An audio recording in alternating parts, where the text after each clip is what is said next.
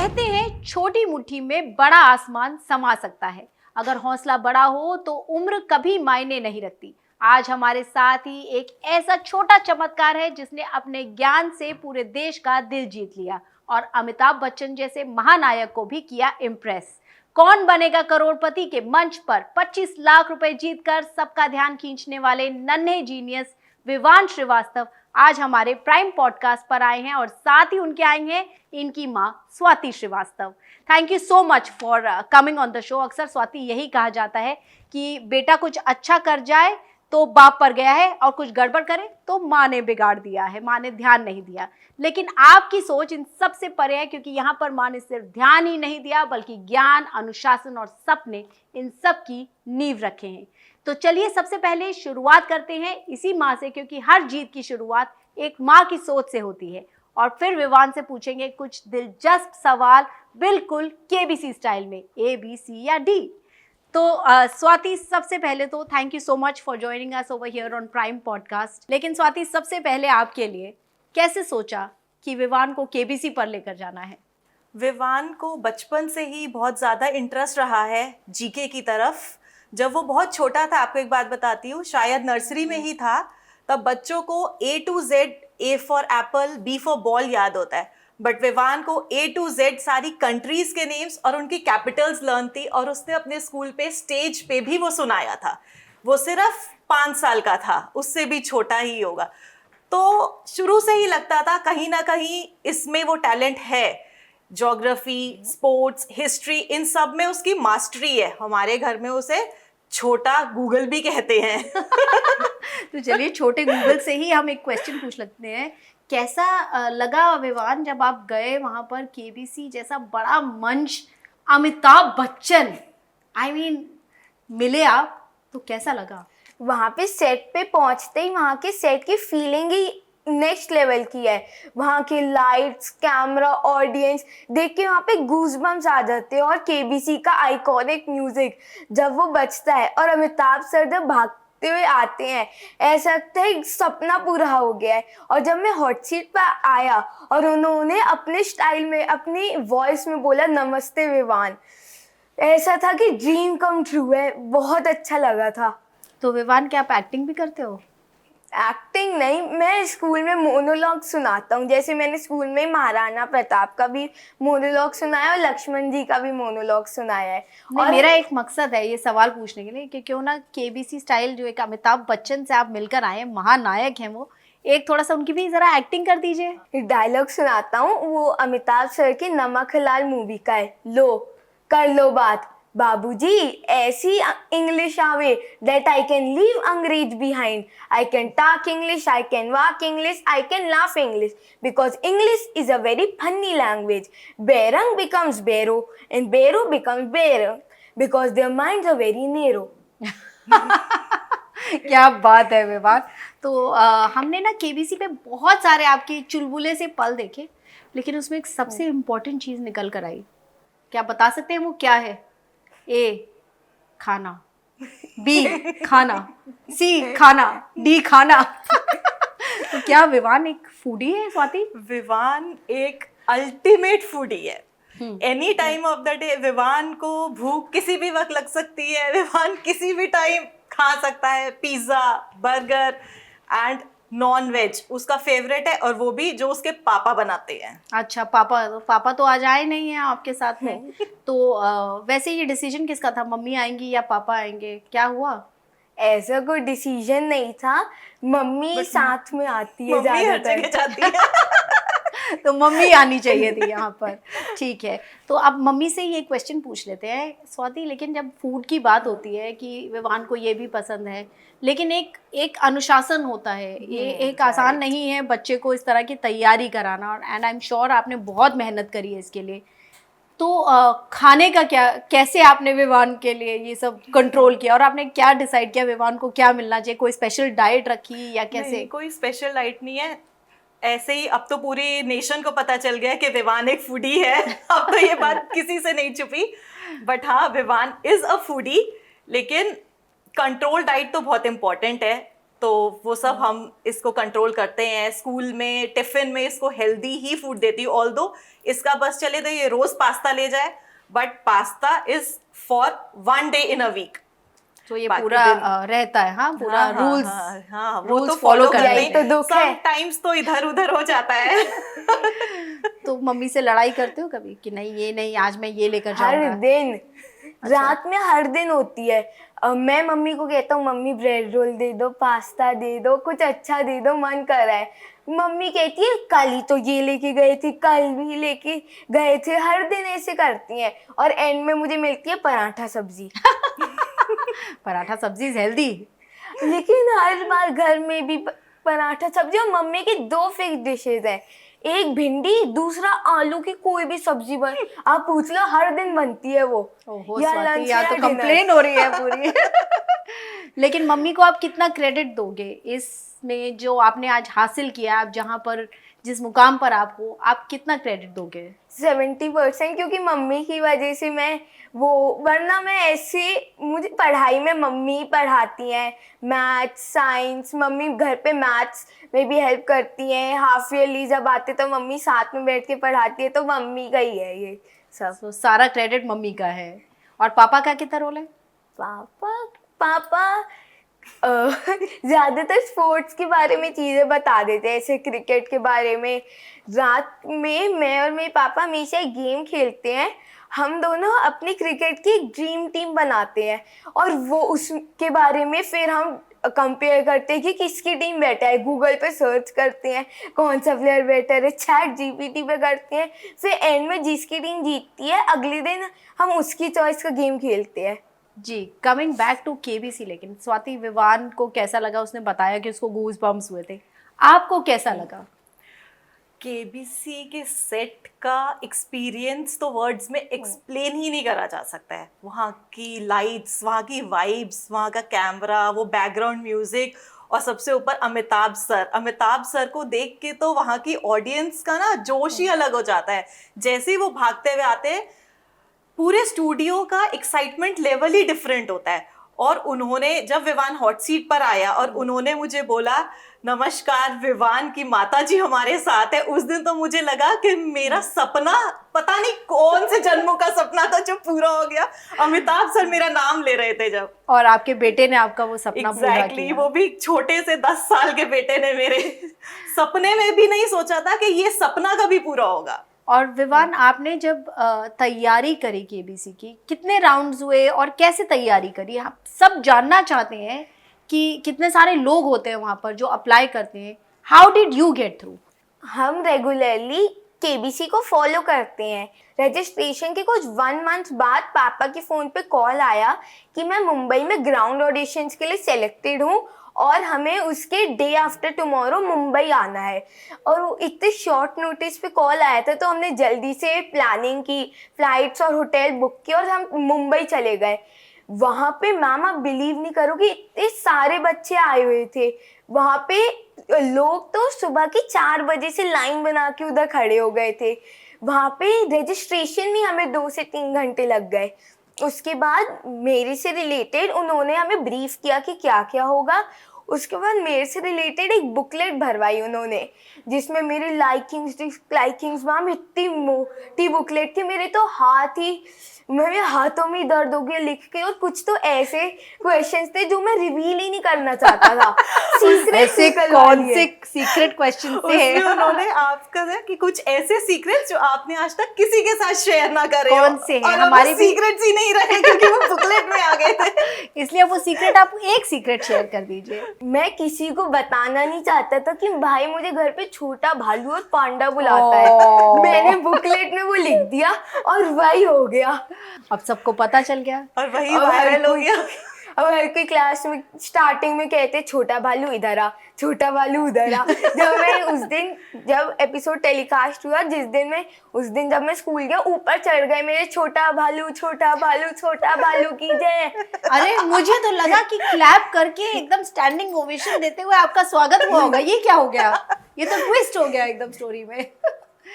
तो सबसे पहले आपने ऐसे बुकलेट भरी, फिर उसके बाद उसके बाद जीके टेस्ट हुआ था। उसमें बहुत सारे बच्चे उसमें से शॉर्टलिस्ट हुए थे, कुछ बच्चे पर्सनल इंटरव्यू के लिए। उसमें से जिन बच्चों का जीके टेस्ट क्लियर नहीं हुआ था वो वहीं से वापस चले गए थे। तो बच्चे जो शॉर्टलिस्ट हुए थे उसमें उनका पर्सनल इंटरव्यू हुआ था। वहाँ पे मैं पहली बार कैमरा के सामने बैठ के किसी से बात कर रहा था। वो पूरी प्रॉपर रिकॉर्डिंग थी, पूरे एक रूम को स्टूडियो में बना रखा था। एक सर और एक मैम उस बुकलेट से रिलेटेड ही क्वेश्चंस पूछ रहे थे और मेरा पर्सनल इंटरव्यू तो बहुत अच्छा गया था और उसमें जीके के भी कुछ क्वेश्चंस थे। तो मैं पर्सनल इंटरव्यू बहुत अच्छा गया, मैं कॉन्फिडेंट था कि मेरा होगा, लेकिन फिर भी थोड़ा सा होता है कि कॉल नहीं आई, श्योरिटी नहीं थी। लेकिन उसके 1 वीक बाद उन्होंने हमें बताया था कि अगर होगा तो कॉल आ जाएगी। मैम मैं आपको एक चीज़ बताना चाहता हूँ, हम उधर सुबह के 7 o'clock पहुँचे थे और हम वहाँ से कुछ अराउंड 7:30 निकले शाम के। 12 आवर्स ऑलमोस्ट। 12 hours।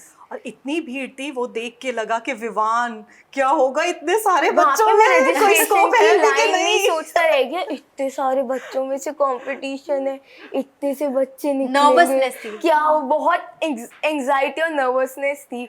मैं सोच रहा था अरे यार इतने बच्चे आ गए, मुझे तो लगा था कम बच्चे आएंगे। लेकिन फिर जब ये कॉल आया कि विवान आप केबीसी के लिए सिलेक्ट हो गए हैं, तब कैसा लगा स्वाति?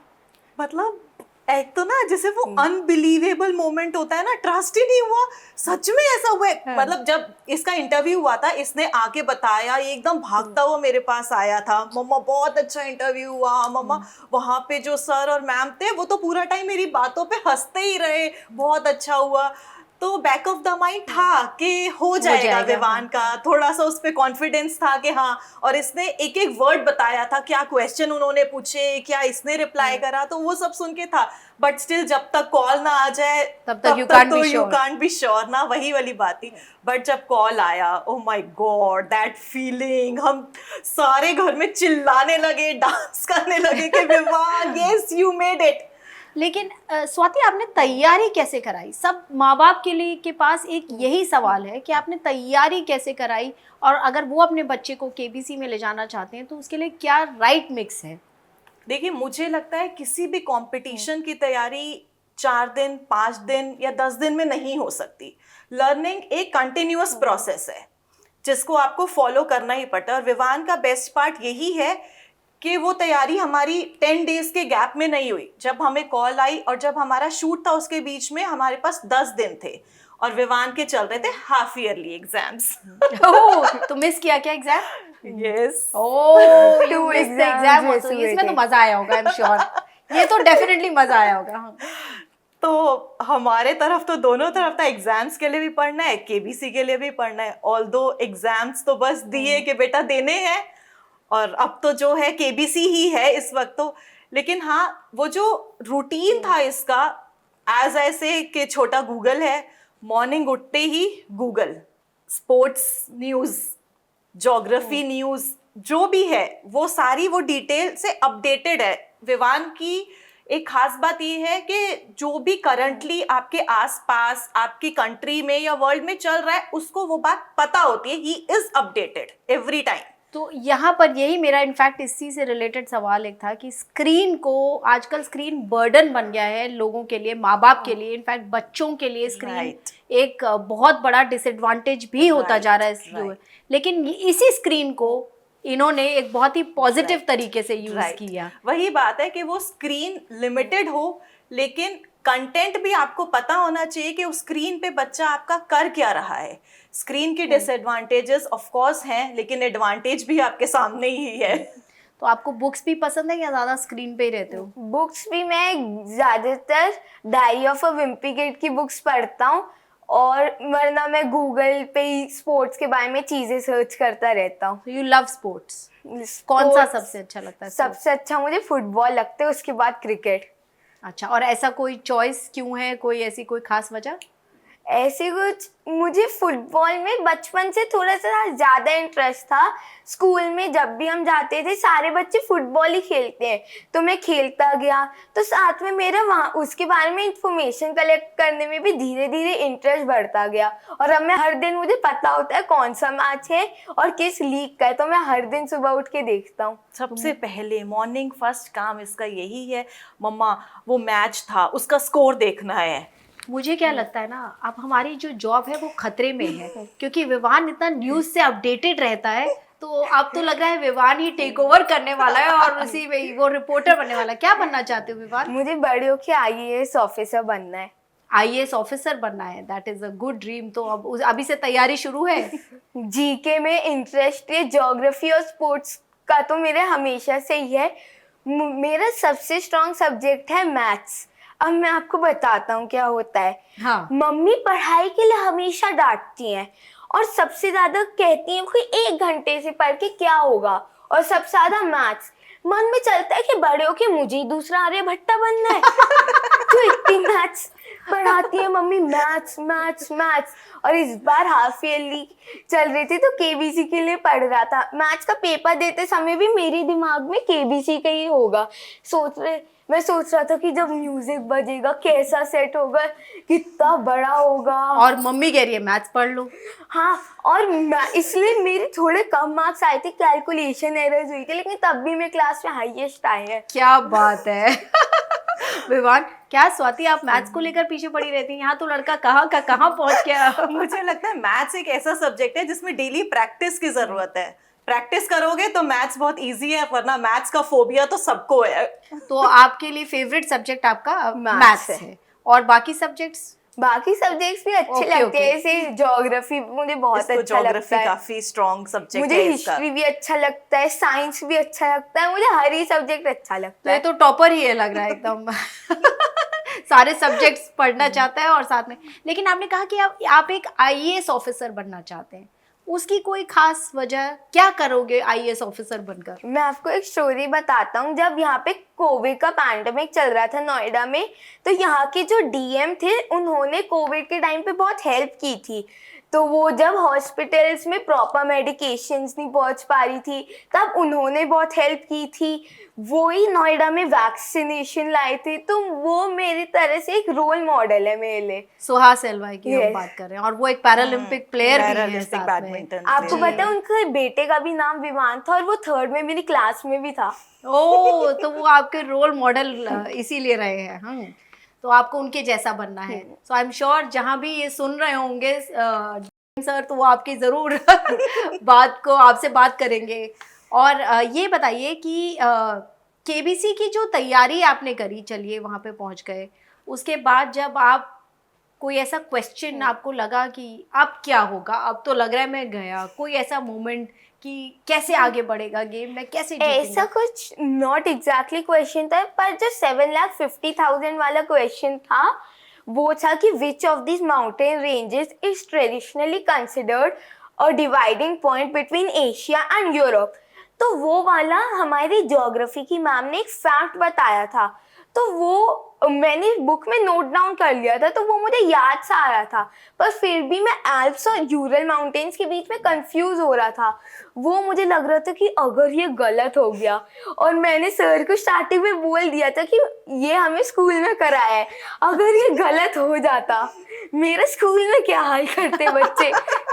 अच्छा, या मैम क्या कहती फिर? हाँ, मैम भी क्या कहती, तुम तो कह रहे थे तुम्हें आता है, इतना तुमने बुक में भी कॉन्फिडेंटली नोट उसने डाउन बोला कर था दिया क्वेश्चन। जैसे ही सर ने क्वेश्चन रखा, सर ये तो हमें स्कूल में पढ़ाया हुआ है, उसके बाद इसने एक पॉज ले लिया। अब हम वहां पे बैठ के सोचे विवान ये क्या हुआ? तो उस समय मैंने थोड़ा सा काम डाउन किया खुद को। वहाँ पे मम्मी पापा कहते थे कि आराम से खेलना, वहाँ पे बहुत टाइम होता है, आराम से करना। तो मैंने 2 मिनट रिकॉल किया, यूरल माउंटेन्स बोला, और वो सही हो गया। क्या बात है विवान।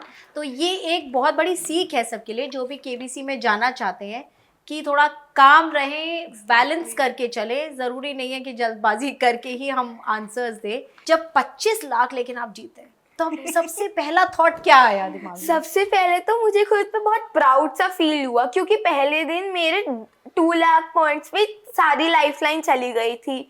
उसके बाद मैं सोच रहा कि मेरी कहाँ 2 लाख पे तीनों लाइफलाइन चली गई थी और मैं कहाँ एक लाइफलाइन के साथ ही 25 लाख जीत गया। मैंने छोटे छोटे टारगेट सेट कर रखे थे। सबसे पहला मेरा टारगेट था कि 3 लाख और 5 लाख पॉइंट्स वाला क्वेश्चन मैं सही आंसर करूं। तो फिर सुपर संदूक में तो मैं कॉन्फिडेंट था कि 5 ही तो आंसर करने हैं, 5 तो हो ही जाएंगे। तो मैंने सुपर संदूक में किया और हमने सोचा हुआ था कि एक्सपर्ट वाली लाइफलाइन रिवाइव करके 7,50,000 तो हम उसके बाद जीत ही जाएंगे लाइफलाइन लेके। लेकिन फिर मुझे क्वेश्चन आया 7,50,000 वाला, 12,50,000 वाला भी और फिर 25 लाख में मैंने लाइफलाइन ले दी। तो उसमें मेरी सारे टारगेट्स भी अकम्प्लिश हो गए थे और मैं अच्छा प्राइज मनी भी जीत के गया। क्या बात है विवान, जिस तरह से विवान बता रहे हैं कि टारगेट सेट किए। स्वाति, ये तो आपके लिए सवाल है, कैसी ट्रेनिंग दी है? यहाँ तो बड़े बड़े फेल हो जाते हैं, कुछ बताइए, सारे पेरेंट्स के लिए ये तो जरूरी है जानना। नहीं, एक्चुअली क्या हुआ था, डे 1 पे विवान की तीनों लाइफलाइन चली गई थी और वो क्वेश्चंस बहुत सिंपल भी थे, इसको आंसर्स पता भी थे। लेकिन वही होता है कि कुछ बच्चे लाइफलाइन ना यूज करने की वजह से गेम से आउट हो गए थे। तो हमने विवान को यही बोला था हम लोगों ने कि विवान 10% भी डाउट हो, take a lifeline instead of game से ही बाहर होने के बजाय तुम गेम में रहोगे एटलीस्ट। तो इसने तो तीनों ही लाइफलाइन ले ली। फिर नेक्स्ट डे अब जी, because he was a roll over candidate, तो अब नेक्स्ट डे शूट होना था वो। तो उस दिन इसको यही कहा कि बेटा हमारे लिए तुम्हारा यहाँ पर पहुँचना ही बहुत बड़ी अचीवमेंट है, प्राइज मनी मैटर नहीं करती है। जो मैटर करता था कि तुम हॉट सीट पर आए, अमिताभ सर के साथ तुम बैठे, उनसे बात करी। अब अच्छा गेम खेलना आता होगा वेल एंड गुड, नहीं आता होगा रिस्पेक्टफुली क्विट कर लेना, कोई बात नहीं, बट बस अपना नर्वसनेस नहीं दिखानी है, बिल्कुल भी एकदम शांत होके बिल्कुल शांत दिमाग से खेलना है। और उधर सर भी एटमॉस्फेयर इतना लाइट क्रिएट कर देते हैं कि आपको लगता ही नहीं है कि आप एक इतने लेजेंड के साथ बैठे हुए हो, कोई प्रेशर नहीं। तो वो हाँ, बीच कोई में प्रेशर जोक्स नहीं क्रैक होता। कर देते छोटे छोटे, तो हंसी आ जाती है। अगर बहुत नर्वस चल रहा हो, फास्टेस्ट फिंगर फर्स्ट का भी क्वेश्चन चल रहा हो, उससे पहले थोड़ा सा जोक मार देंगे, हंसी आ गई। तो ये होस्ट जो है अमिताभ बच्चन सर, तो फिर अमिताभ बच्चन ही है वो तो कमाल तो होस्ट का ही है। लेकिन आपने कहा कि हमने विवान को बोला कि कोई बात नहीं है, ये बहुत इंपॉर्टेंट है। लेकिन जब विवान ने वो 25 लाख पॉइंट्स और 25 लाख रुपीस हो गया जब वो जीते, तब आपको कैसा लगा? मतलब वो तो एट पार है, उसकी तो वो खुशी तो एक्सप्लेन भी नहीं करी जा सकती है, क्योंकि सोचा भी नहीं था आफ्टर लूजिंग 3 लाइफलाइंस वो वहां तक जाएगा थैंकफुली। पर कहते हैं ना, अच्छी नीयत और मेहनत सच्ची हो तो सपने भी पूरे हो जाते हैं। क्या बात बस है। वही बात थी कि विवान के साथ साथ हमारे सपने पूरे हुए। और आपको अगर वो 25 लाख रुपए मिल जाए, मिल तो नहीं रहे अभी आपको, लेकिन अगर मिल जाए तो आप क्या करेंगे? मैंने पूरे नेशनल टीवी को पता है, पूरे इंडिया को पता है कि अब मुझे खाना बहुत अच्छा लगता है, स्पेशली आइसक्रीम। तो मैं बड़ी होकर एक आइसक्रीम फैक्ट्री भी खोलूंगा, पार्ट टाइम जॉब होगी वो मेरी। अच्छा, आप आइसक्रीम फैक्ट्री खोलेंगे, आप IAS ऑफिसर बनेंगे, आप स्पोर्ट्स पर्सन भी बनेंगे, और मुझे तो लग रहा है आप न्यूज़ एंकर भी बन जाएंगे। तो आप क्या कुछ करेंगे? छोटा सा पैकेट और बड़ा धमाल। मेरा मेन गोल तो IAS ऑफिसर ही बनना है, क्योंकि वो हमेशा से मेरी ड्रीम थी। उसके बाद में पार्ट बाकी टाइम सब तो जॉब छोटा है, है, बाकी सब तो चलता रहेगा, side business है। साइड बिजनेस है। नहीं, बिल्कुल बहुत अच्छी बात है। एंड आई होप विवान आप अपने सारे सपने पूरे करें। लेकिन विवान, एक चीज़ होती है कि जब आप इतने बड़े मंच से आते हैं, इतना आपको अटेंशन मिला, एक सेलिब्रिटी की तरह आपको ट्रीट किया जा रहा है, और आप हैं भी एक सेलिब्रिटी, कैसे क्या कोई प्रेशर लग रहा है कि मतलब बहुत सारे लोगों की अब मेरे ऊपर नज़र है, मुझे कैसे बिहेव करना है, मुझे कैसे उठना है, बैठना है, कोई प्रेशर आपको लग रहा है? ऐसा कुछ प्रेशर है ही नहीं।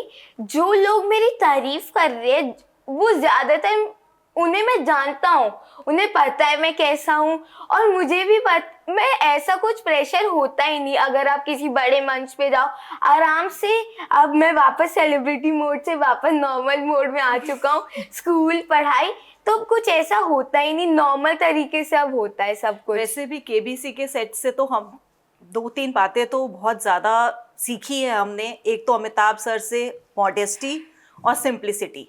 इतने बड़े कलाकार होने के बाद भी ये दो जो उनके ट्रेड्स हैं वो सभी को उनसे सीख लेनी चाहिए। और विवान को तो हमने स्पेशली ये बात बोली थी कि अमिताभ सर को देखो विवान, इतने मतलब उनके लिए तो पूरी नेशन आंखें बिछाए रहती है उनको देखने के लिए कि वो एक बार हमें देख ले, एक बार हमें हाय बोल ले।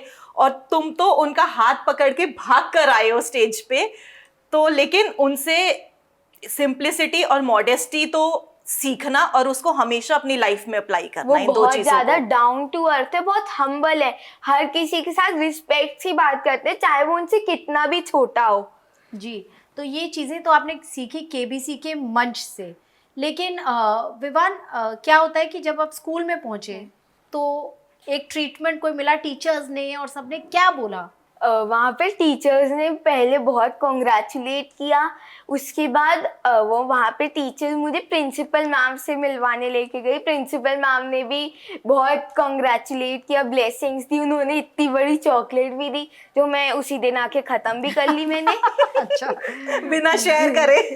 बिना शेयर किया, ओ शेयरिंग इज केयरिंग। उसके बाद प्रिंसिपल मैम ने पूछा वहाँ पे क्या हुआ, तो और स्कूल में बच्चे अब मेरे ऊपर चढ़ गए, मेरे लॉकर पे उन्होंने ये भी लिख दिया 25 लाख का मालिक केबीसी परमानेंट मार्कर से। अच्छा, और ये बताओ क्या बच्चों का भी ऐसा कोई गेम शो परमानेंट एक होना ही चाहिए, जैसे परमानेंट मार्कर से उन्होंने लिखा, एक कोई परमानेंट ऐसा गेम शो होना चाहिए? मैं एक क्या वहाँ पे हजारों होने चाहिए, मैं हर शो में जाऊँ, हर शो में पैसे जीत के आऊँ, लाइफ सेट। फिर भी आईएएस ऑफिसर बनेंगे, वो तो बनना ही है। आईएएस ऑफिसर तो ड्रीम है, वो पूरे हर, मैं तो चाहता हूँ मैं हर शो में जाऊँ, हर शो में प्राइज मनी जीत के आऊँ और फिर मजे करूँ। मुझे पूरी दुनिया घूमनी है, मुझे यूरोप स्पेशली घूमना है पूरा। जब हम केबीसी देखते हैं ना तो वो कहते हैं कि सवाल को लॉक कर दिया जाए। हमें तो बहुत नर्वसनेस होती है जब हम वहीं पे देख रहे होते हैं, लॉक कर दिया जाए। आपको कैसा लगता है जब वो लॉक वहाँ कर पे दिया जब जाए? वो बोलते कंप्यूटर जी इस क्वेश्चन को लॉक कर दिया जाए, ऐसा लगता है हम किसी फिल्म की शूटिंग में है। ऐसे वो अपने आइकॉनिक स्टाइल में बोलते हैं, वहाँ पे केबीसी की अचानक से आइकॉनिक ट्यून बज जाती है, गूज़बम्स आ जाते हैं, ऐसे हार्ट बीट ऊपर नीचे होने लगती है और वो बीच में इतना टेंस सा कर देते हैं, ऐसा कि सही है कि गलत। अगर आपको 110% भी आते तब भी आप सोचते हो गलत है क्या आंसर, मतलब कहीं ना कहीं नर्वसनेस हो जाती है। तो इतना नर्वसनेस का माहौल था, लेकिन यहाँ पर हम इस माहौल को थोड़ा लाइट करते हैं और आप लोगों के साथ खेलने वाले हैं rapid fire round. Are you ready? Ready. Both of you दोनों ही जवाब दे सकते हैं और दोनों के जवाब डिफरेंट भी हो सकते हैं। पता चलेगा कौन जीतता है इसमें। देखते हैं कौन सबसे पहले जवाब देता है। विवान ज्यादा शरारती है या समझदार? शरारती। मम्मा ज्यादा सिखाती है या डांटती डांटती है? है। सिखाती है। ये तो एकदम अलग अलग आंसर्स हो गए विवान, आज घर जाके डांट सुननी पड़ेगी फिर से। मम्मा की तो डांट में ही सीख है ना। अच्छा, अमिताभ बच्चन या शाहरुख खान? अमिताभ बच्चन। अरे यहाँ तो सवाल ही पूरा नहीं होने दिया इन्होंने। अगर केबीसी में कोई एक लाइफलाइन होती कि माँ से कोई सवाल आप पूछ सकते हैं तो कौन सा सवाल आप पूछते? क्लोरोफिल वाला। मुझे तो लगता है सीबीएसई पूछ लेता क्योंकि उसी पे लाइफलाइन ले ली थी। तो वहां पे जाके फिर डांट पड़ी थी क्या? मतलब होटल पे जाके मम्मी ने बहुत डांटा था कि इतने आसान से सवालों पे लाइफ लाइन ले ली, तीनों लाइफ लाइन गए। उन्हें क्या पता वहाँ पे हॉट सीट की नर्वसनेस क्या होती है। वहाँ पे जो क्वेश्चन आप 110% भी श्योर हो वो भी भूल जाओगे, ऐसी वहाँ का माहौल होता है। एक ऑनेस्ट सवाल आपसे भी है स्वाति कि क्या जितने क्वेश्चन विवान से पूछे गए आपको सबके जवाब आते थे? नहीं, मुझे यूरल माउंटेन्स का आंसर नहीं पता था।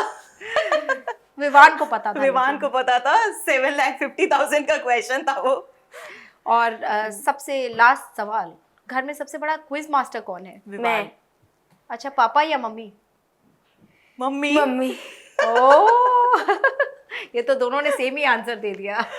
यहाँ भी लग रहा है विवान ही जीत गया। स्वाति, आपने तो बोला, आपने तो गलत जवाब दे दिया। तो कैसा लग रहा है विवान? अब क्या है, अब आगे का? आपने कहा हम टारगेट सेट करते हैं, मैंने वहाँ केबीसी में टारगेट सेट किया कि 2 लाख हो गए, नेक्स्ट 3 है, फिर 5 है, तो अब नेक्स्ट टारगेट आपका क्या है?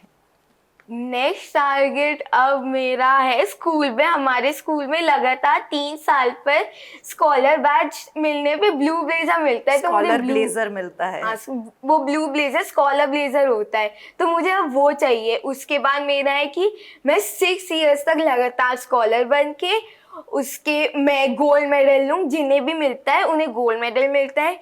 10th में 95% से ऊपर लाऊं और 12th में भी। और आपने क्या दिलवाया सबसे पहले विवान को जीतने के बाद, खाने के अलावा खाने के अलावा क्या गिफ्ट दिया आपने? विवान को हमने बहुत सारा प्यार और ब्लेसिंग्स दी। विवान आपने मान लिया उतने में? और कुछ चाहिए तो बताइए, यही प्राइम पॉडकास्ट पर ही आप बताइए मम्मी पापा से क्या मुझे चाहिए आपको? साल फॉरेन घूमना है। तो स्वाति ये तो अब आपको कंडीशन पूरी करनी पड़ेगी, ये बेटा तो एकदम। पाइपलाइन में है, लेट्स सी कब जाते हैं। इसको यूरोप जाना है, फॉरेन क्या यूरोप ही जाना है उसको। तो वो इतना बड़ा सपना आपका पूरा किया है। बिल्कुल। और ये 25 लाख का बाद में होगा क्या? ये 18 इयर्स होने पर मिलेंगे? हाँ, अभी तो शायद वो लोग एफडी करा देंगे उस अमाउंट की, जब वो 18 का होगा तब मिलेंगे, तो उसकी पढ़ाई का खर्चा सॉर्टेड है। बस फिर तो फॉरेन ट्रिप्स हैं। फिर और मम्मी पापा के लिए क्या करोगे? पहले तो मैं अपना ही सोचूंगा, आइसक्रीम फैक्ट्री खोलूंगा, घूमूंगा, और फिर जो बाकी पैसे होंगे मम्मी पापा को बाद की पढ़ाई के लिए दे दूंगा।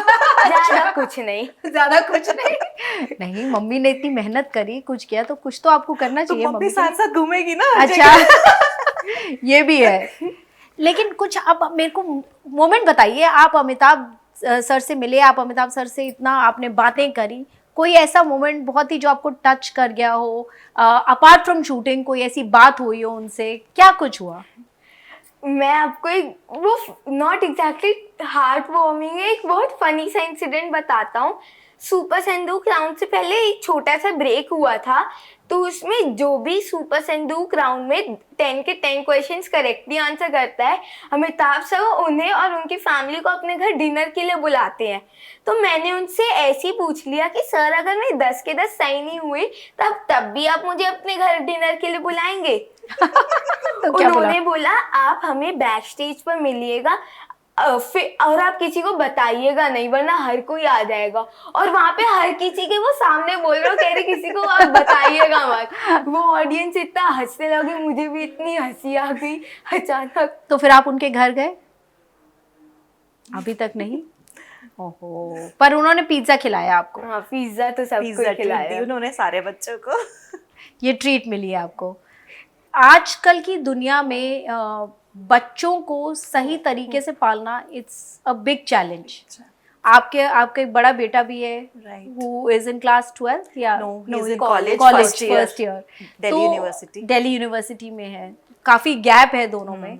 तो आप क्या सलाह देना चाहेंगी पेरेंट्स को कि किस तरह से ट्रेनिंग दी जाए बच्चों को, कैसे पाला जाए? क्योंकि आपने तो एक बड़ा ही कमाल यहाँ पे एक छोटा सा ये धमाका जो आपने प्रेजेंट किया है तो कैसे आपने पाला है इन लोगों को, दोनों बच्चों को? पेरेंटिंग के लिए किसी टिप्स की ज़रूरत नहीं है। पेरेंटिंग तो एक बहुत ही एक इमोशन है जो आपके और आपके बच्चों के बीच एक बॉन्ड क्रिएट करता है। लोग कहते हैं कि बेटियां माँ की सबसे अच्छी दोस्त होती हैं, लेकिन जिनके बेटे हैं क्या वो उनके दोस्त नहीं बनेंगे? बिल्कुल बनेंगे, आपको बनाना पड़ेगा बस। यहाँ पर आपने बेटियों और बेटियों की बात करी, और आजकल के ज़माने को हम देखते हैं तो हम कहते हैं कि बेटियों को स्ट्रॉन्ग बनाओ, और फेमिनिस्ट भी बन जाती हैं बेटियां, मॉडर्न भी हो जाती हैं, लेकिन जिनके बेटे हैं क्या वो उनको उस तरह से तैयार करते हैं कि ऐसी लड़कियों को वो हैंडल कर सके, मॉडर्न लड़कियों को, मॉडर्न या यूँ कहें फेमिनिस्ट लड़कियों को वो हैंडल कर सके? क्या किस तरह से राइट ट्रेनिंग होनी चाहिए?